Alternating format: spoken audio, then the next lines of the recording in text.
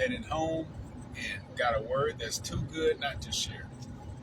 Part of it was either this morning or last night in some prayer time.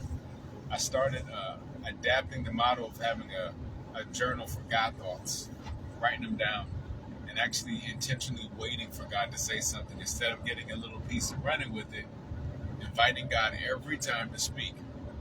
So this is pertaining to the waiting season, whatever it is you're waiting for. That next thing that you know God is promising you, but it hasn't arrived yet. But you still have to wait and be faithful in it and to it. The spaghetti ain't ready yet. And here's the visual. Imagine God told you you're going to have this wonderful spaghetti meal, and He gave you all the raw ingredients needed to make it. Here are the noodles, spaghetti noodles, the ground beef, the seasoning, the water, there's some garlic bread on the side, pasta sauce, tomato sauce, whatever you want to call it.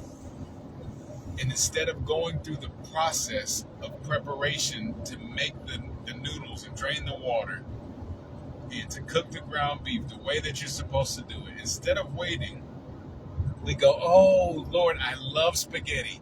Give it to me now. And we put it all together, and maybe it cooks for 5 minutes. Maybe it cooks for 10 minutes. But we get it to the point of good enough for me because I'm hungry now. And we start biting into raw food or raw foods. The spaghetti ain't ready yet. What I mean is when God has given us a promise, a job, a new place to live, even a relationship, sometimes God can show you where you're going and what He's going to give you, but that doesn't mean it's time for you to go do it just yet. That same saying, head towards the mountain, that my buddy would say. God said head towards the mountain. He ain't saying nothing about climbing it. He's just saying stay on the path that I got for you. So here's what happened.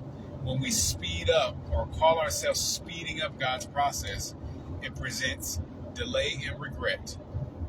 So what happens now, let's imagine we put the spaghetti water, well, it's not spaghetti water, we put the water in the pot, spaghetti noodles in there, put the ground beef in there, we even put the seasoning in there. Maybe we put the tomato sauce or the pasta sauce in there. Maybe we not. Maybe we didn't. But what happens is now we've got excess water, and the temperature has to get turned higher to make it evaporate. So if we take that as a comparison to us, now we've gotten ourselves into hotter water than we wanted to. Come on. Now we've gotten ourselves into hotter water than we wanted to. And to make it go away, we have to endure the evaporation process. God never intended to boil us. Not that hot. He was going to mold us once we got soft enough. But instead, we took the raw ingredients, put them together, tried to make our own meal. Now to make a masterpiece out of our mess, the temperature has to increase. Just like with metals, precious metals, gold, silver, the impurities get burned up to the top. Or the temperature rises to the point where the impurities come up to the top. If we cannot wait, we will cause ourselves harm and unnecessary heat. So if the spaghetti ain't ready, trust that God still has a meal for you. And He'll provide for the hungers that you have until you get there. His grace will be sufficient, and everything you need will be added unto you if you seek first Him, which is the kingdom. That blessed me today. That just blessed me on the drive back. I never thought about the water needed to get turned hotter so that it would evaporate if there's too much liquid in the pot. Whatever you're waiting for, if the spaghetti ain't ready, don't worry.